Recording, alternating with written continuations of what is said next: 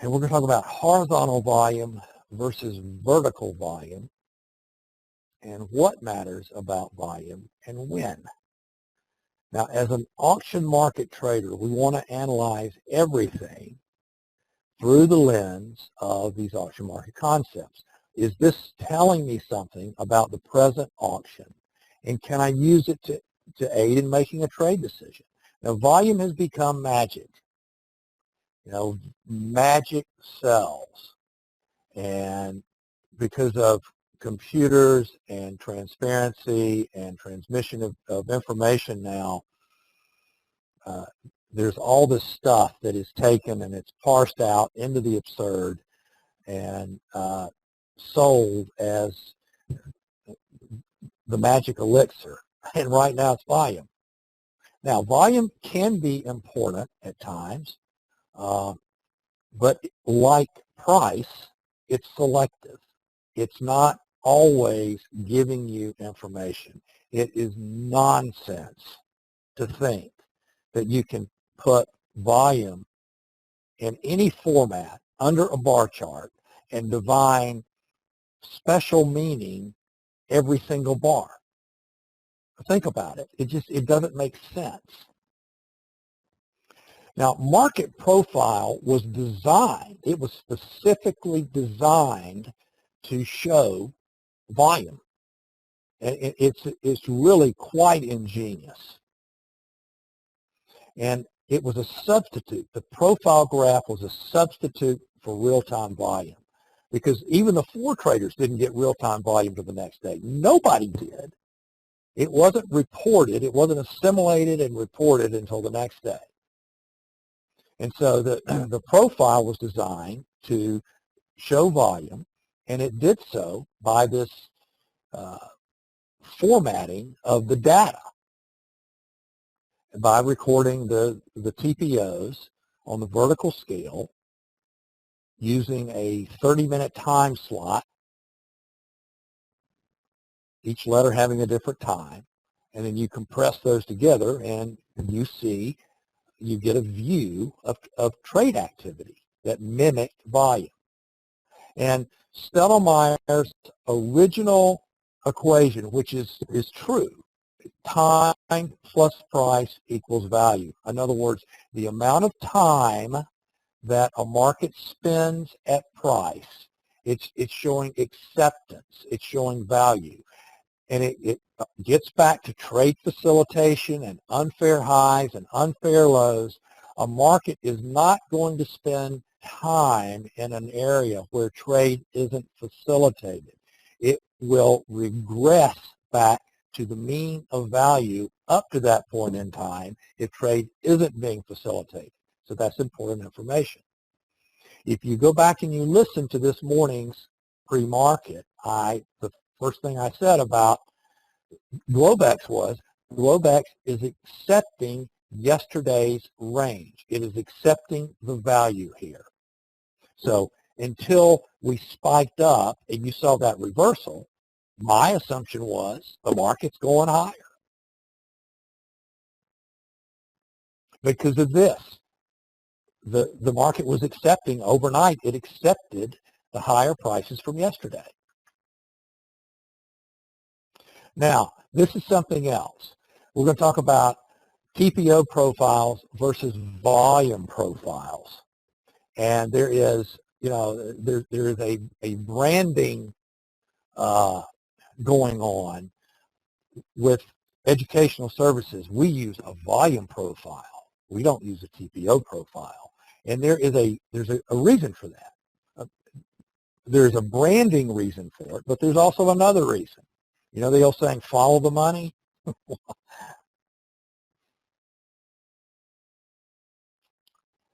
Now, the volume, a TPO profile, a market profile is a trademark. CQG has to pay the CME, who is now the owner. It was the CBOT, but since they merged, or the CME bought the CBOT, however that worked out. But any vendor that uses the market profile format with the letters, the TPOs, in a 30-minute configuration has to pay the CME a fee per user.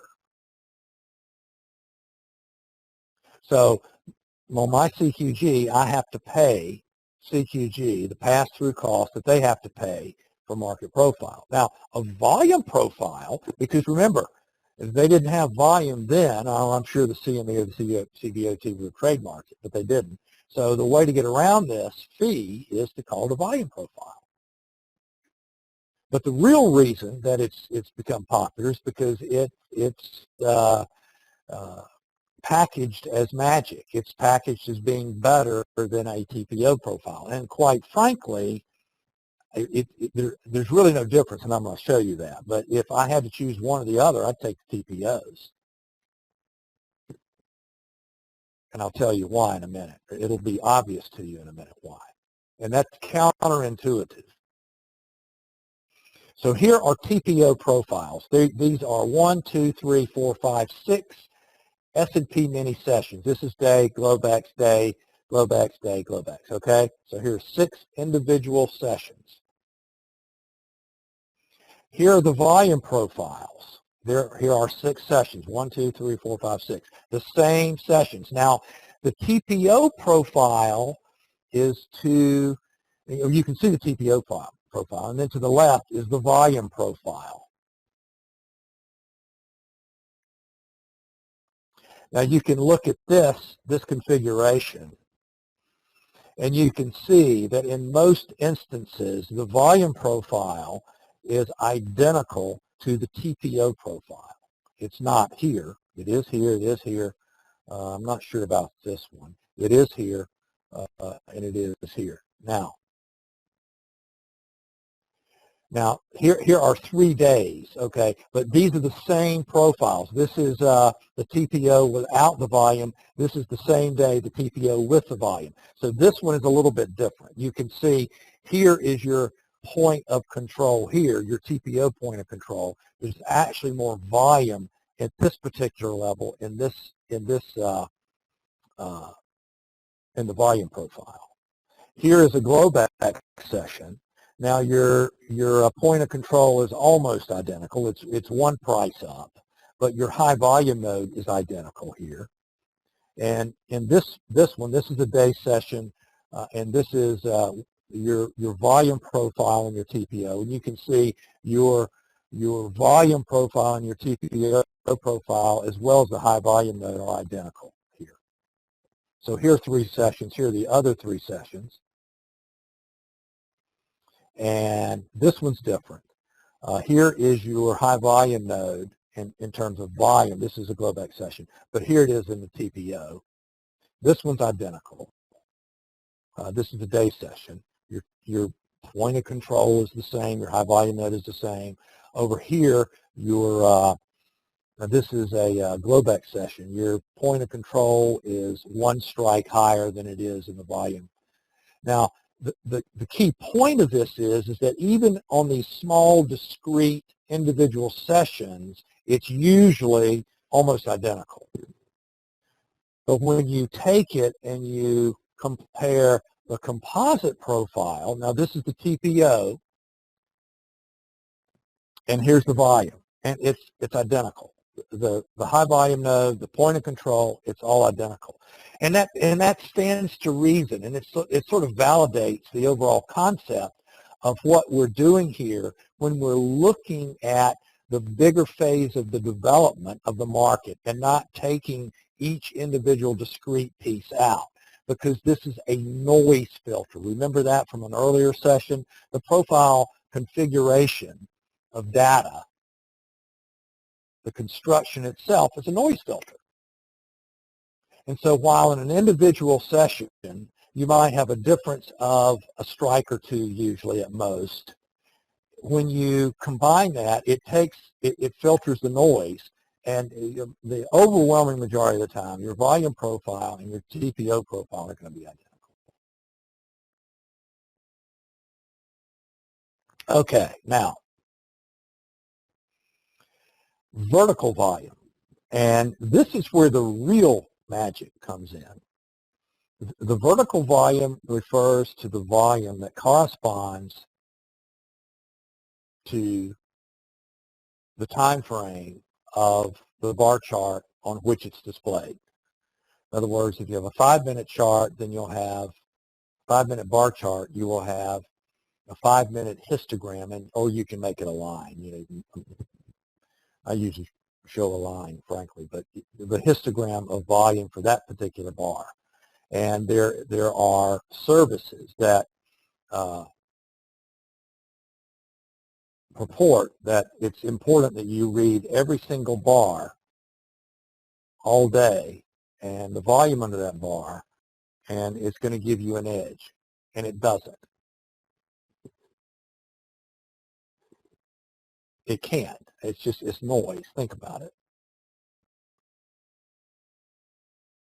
So this is a 30-minute bar chart of the S&P. Now, part of the reason, I used to pay more attention to volume, the absolute volume, than I do now. I mean, I keep an eye on it,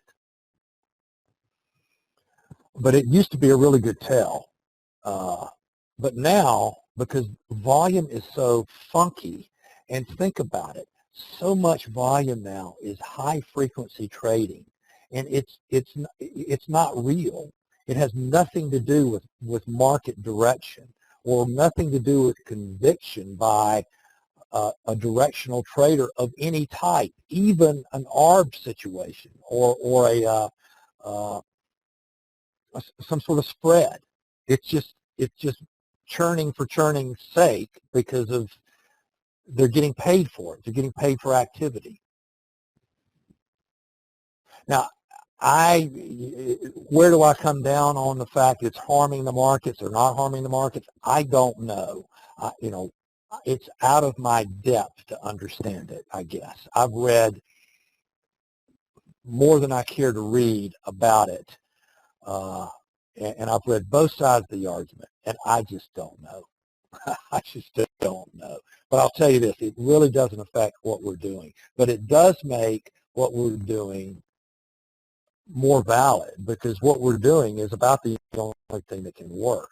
The guys now that are trying to, tick trade, twitch trade the S&P are getting destroyed, and that's why.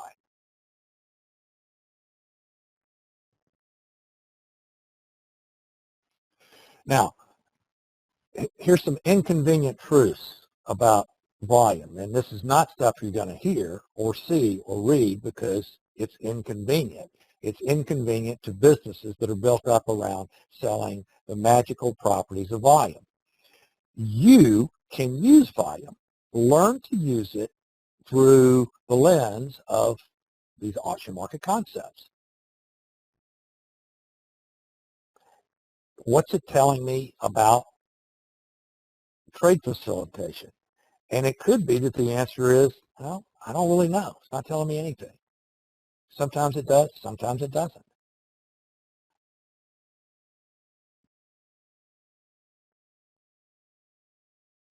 Most price activity is noise. So if I'm looking at a 5-minute bar chart, and most of the activity on that 5-minute bar chart is noise, and I have volume bars under it, isn't it logical to conclude that that volume is noise? Most volume in financial contracts, and this includes the stock index futures, maybe especially the stock index futures, the interest rate sector and currencies, is non-directional from the perspective of the individual contract. Have you ever thought about that? In other words, the common assumption that volume on the vertical scale constantly reflects the net of a directional bet in just that contract is patently false. It's wrong. So to think that you're getting some sort of a directional tell by reading that volume bar, it can't be, because of where that volume is coming from. It's not directional necessarily. Now, you'll know when it's directional. you know today. The only party that can move, this is all you need to know about volume, the only party that can move a market directionally and sustain the direction is big money. And a substantial percentage of volume now in the stock index futures is just pure high-frequency trading, especially in the U.S. And then the rest of it, most of it, is this non-directional stuff. Now, I'll tell you something else, too. Today's volume, was it directional? Yes, it was directional, but most of it was also part of correlations unwinding, too.